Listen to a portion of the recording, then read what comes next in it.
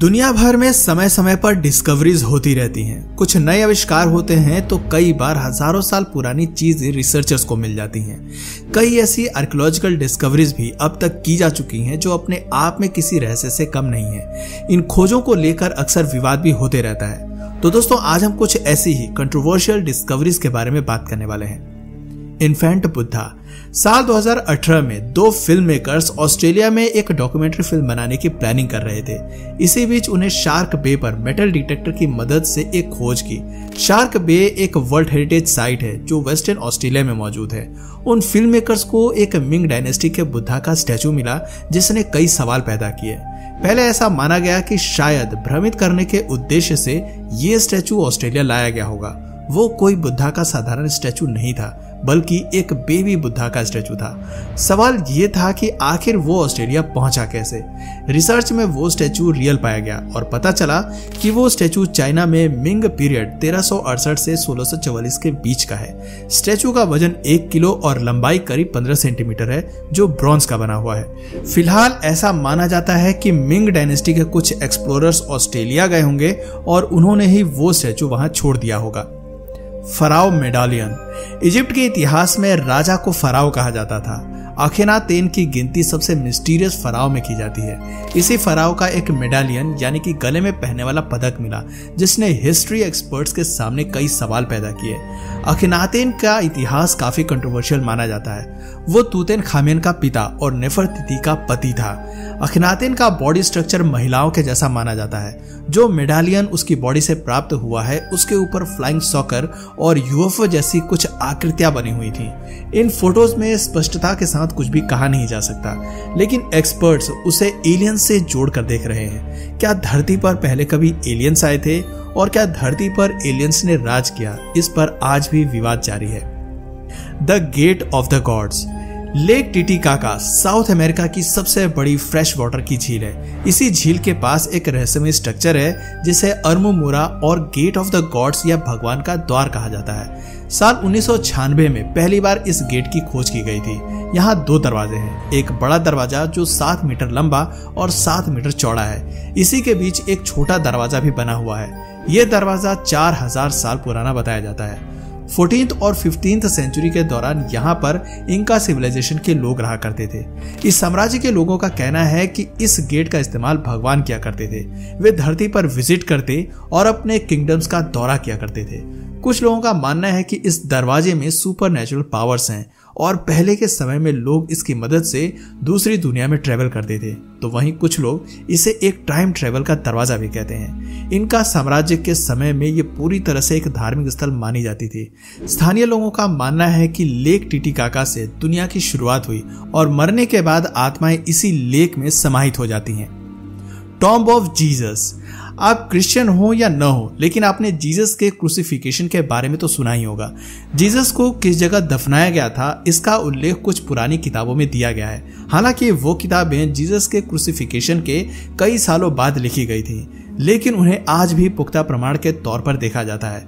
बताया जाता है कि पत्थर के अंदर मकबरा खोदकर जीसस को दफनाया गया था। आर्कियोलॉजिस्ट ने यरूशलेम के आसपास 1000 से अधिक पत्थर के मकबरों को डिस्कवर किया है, जहां लोग अपने परिजनों को दफन किया करते थे। यरूशलेम में द हॉली स्पल्चर चर्च बना हुआ है, जहां पर जीसस के टॉम्ब होने की बात कही जाती है। यह चर्च जीसस के मकबरे के ऊपर बनाया गया था, जिससे कि टॉम्ब को क्षति न पहुंचे। हिस्टोरियंस के मुताबिक ये जगह पहले यरूशलेम के बाहर हुआ करती थी, लेकिन समय के साथ साथ इसे शहर में शामिल कर लिया गया। साल 2016 में करीब 200 सालों के बाद जीसस के मकबरे के ऊपर रखे संगमरमर के ढांचे को साइंटिस्ट ने हटा दिया था। चर्च के संरक्षण के लिए गई टीम ने ऐसा किया था। एंटिकिथेरा मैकेनिज्म। साल 1900 में कुछ ग्रीक डाइवर्स मेडिटेरियन सी के पास समुद्र में नेचुरल स्पंज की खोज कर रहे थे कि अचानक एक तेज तूफान वहां आ गया। उन लोगों ने ग्रीस के पास मौजूद एक एंटिकिथेरा आइलैंड पर शरण ली। इसी आइलैंड के पास उन्हें एक खजाना मिला। उन्हें एक मशीन मिली जो देखने में काफी मॉडर्न लग रही थी। असल में वो गियर से चलने वाला एक डिवाइस था। पहले ऐसा माना गया कि शायद वो किसी जहाज का पार्ट होगा जो डूब गया होगा, लेकिन जब इस पर रिसर्च की गई तो लोग हैरान रह गए, क्योंकि वो टुकड़ा इतना पुराना था कि जब गियर वाली टेक्नोलॉजी का आविष्कार भी नहीं हुआ था। दोस्तों, ये तो हम सभी जानते हैं कि एंशिएंट ग्रीक पीपल टेक्नोलॉजी के मामले में दुनिया से 2 कदम आगे रहे हैं, लेकिन क्या उन्होंने बहुत पहले ही मॉडर्न मशीनों का आविष्कार कर लिया था? इस बारे में फिलहाल शोध जारी है। माया कैलेंडर ये एक बेहद ही प्राचीन कैलेंडर है। इसका इस्तेमाल मेसो अमेरिकन सिविलाइजेशंस के द्वारा किया जाता था। 1940 में रिसर्चर्स को एक 819 दिन का माया कैलेंडर मिला था, जिसने एक्सपर्ट्स के सामने सवालों की लड़ी लगा दी थी। इसको लेकर लोगों ने अलग अलग प्रकार के दावे किए। अंत में ऐसा कहा गया कि ये कैलेंडर प्लैनेटरी मूवमेंट से संबंध रखता है। असल में ये माया कैलेंडर 40 से 45 सालों के रिसर्च के बाद बनाया गया था और कैलेंडर में अलग अलग प्लैनेट्स के लोकेशन और मूवमेंट के बारे में भी जानकारी दी गई है, जिसे अभी तक पूरी तरह से डिकोड नहीं किया जा सका है। सबसे दिलचस्प सवाल ये है कि प्राचीन समय में बिना आधुनिक टेलीस्कोप के लोगों ने प्लैनेट मूवमेंट्स कैसे ट्रेस की होगी।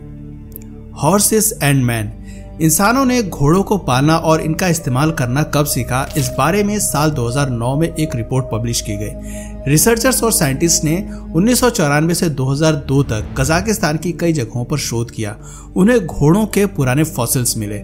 ऐसा माना गया कि कजाकिस्तान में आज से 5500 साल पहले लोगों ने घोड़ों का डोमेस्टिफिकेशन शुरू किया था। घरेलू घोड़ों को फूड और दूध के लिए पाला जाता था और जंगली घोड़ों को ये सवारी के लिए इस्तेमाल करते थे। कॉपर एज यानी कि 5500 साल पहले इंसान घोड़ी के दूध का सेवन किया करते थे। ये अब तक ज्ञात सोर्सेज से 1000 साल पुराना है। तो वहीं यूरोप में तो इसके करीब 2000 साल बाद लोगों ने घोड़ों को पर्सनल यूज के लिए पालना शुरू किया था। डेकालोग स्टोन ये एक विशाल स्टोन है जिसका पूरा नाम लॉस लूनार डेकालोग स्टोन है। ये न्यू मैक्सिको के साउथ वेस्ट में पाया गया था। इसकी खोज साल 1880 में फ्रैंक हिब्रन द्वारा की गई थी। करीब 100 सालों तक इस पर किसी ने ध्यान नहीं दिया। साल 1985 में आर्कियोलॉजिस्ट ने इसमें दिलचस्पी दिखाई।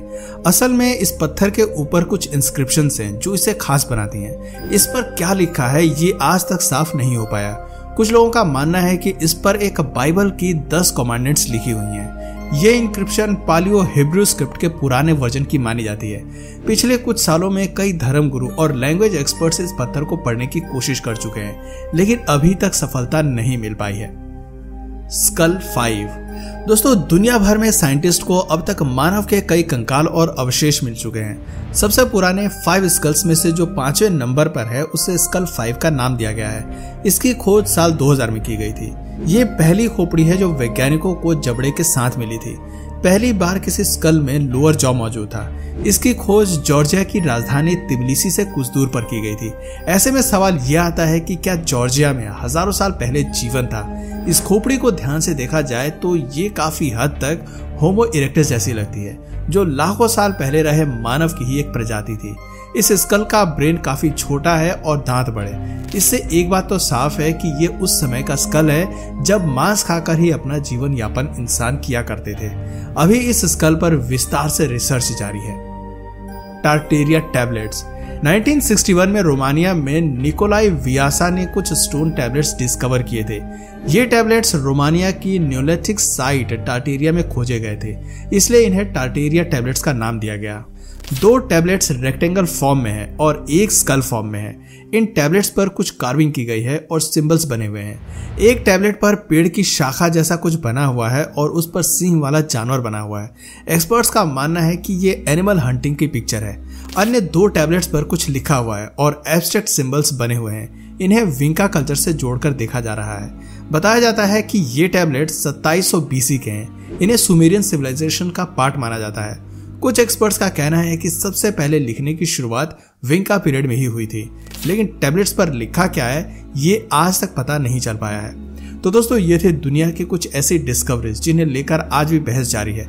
एक्सपर्ट्स अब तक इन सभी डिस्कवरीज को लेकर एक फैसले पर नहीं पहुंच पाए हैं, लेकिन उम्मीद है आने वाले समय में साइंटिस्ट और रिसर्चर्स इसकी गुत्थी सुलझा लेंगे और जल्द ही सभी सवालों के जवाब भी मिल जाएंगे। आपको इनमें से कौन सी आर्कियोलॉजिकल डिस्कवरी सबसे ज्यादा पसंद आई नीचे कमेंट सेक्शन में जरूर बताएं। और अगर इस वीडियो से आपको कुछ नया जानने या सीखने को मिला या फिर इंटरेस्टिंग लगा तो प्लीज इस वीडियो को एक लाइक करके अपने फ्रेंड्स और फैमिली में से जरूर शेयर करें। और यदि आप इस चैनल पर नए हैं तो प्लीज इस चैनल को सब्सक्राइब करके बेल नोटिफिकेशन आइकन को ऑन कर लीजिए ताकि हमारे आने वाले वीडियोज आप मिस ना करें। मिलते हैं फिर किसी वीडियो में नए टॉपिक के साथ, तब तक के लिए नमस्कार।